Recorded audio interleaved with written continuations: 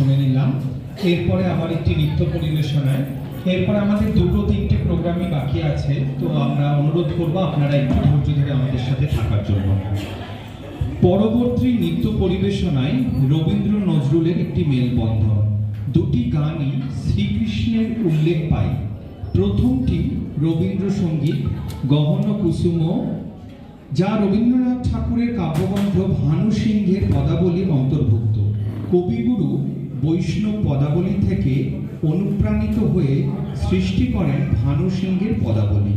মূলত এতে রাধাকৃষ্ণের উল্লেখ পাই আমরা। এটি বজ্রবুলি ভাষায় তৈরি হয়। বজ্রবুলি একটি ভাষা, বাংলা এবং মৈথিলি ভাষার সংমিশ্রণ, যা বিশেষত বৈষ্ণব পদাবলীতেই ব্যবহার হয়। দ্বিতীয় গানটি কাজী নজরুল ইসলামের বিদ্রোহী কবির লেখা অপূর্ব এই ভক্তিগীতি। কাজী নজরুল ইসলাম প্রায় 525টিরও উপরে হিন্দু ভক্তিগীতি রচনা করেন।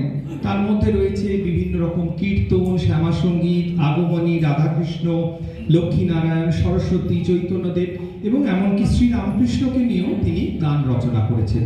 আমি আমন্ত্রণ করব অনন্যাকে পরবর্তী নিবেদনের জন্য।